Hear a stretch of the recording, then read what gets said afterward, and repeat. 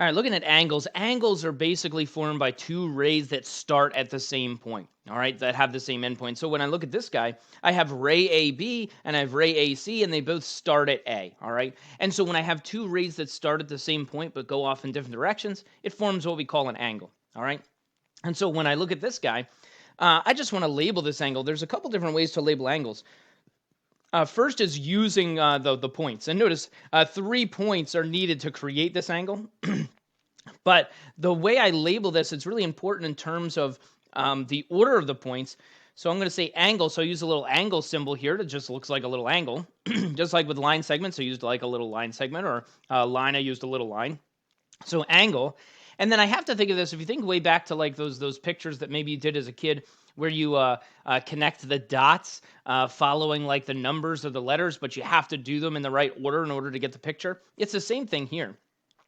If I were to connect these dots in a specific order, I'll get the angle that I see before me, all right? And so when I label it, I have to label it in the same way as the order in which I have to connect the dots. For example, let me draw A, B, and C off to the side over here.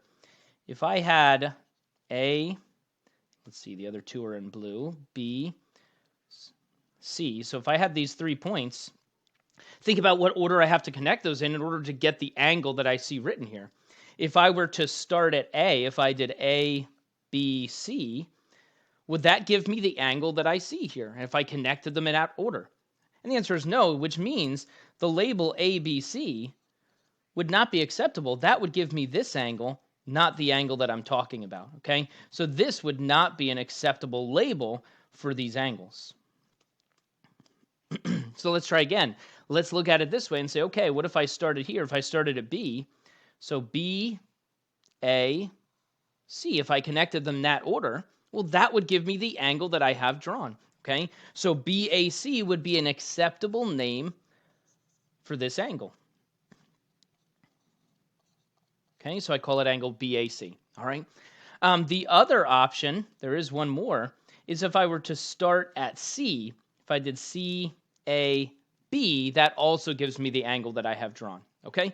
So that would be acceptable as well. So when I'm using the points, the 3 points that create this thing, I just have to connect the points in the right order. So the way I write which angle I'm talking about is really important, because I'm basically giving you directions in terms of how to draw the angle, which clarifies which angle I'm talking about. And that's what all this comes down to.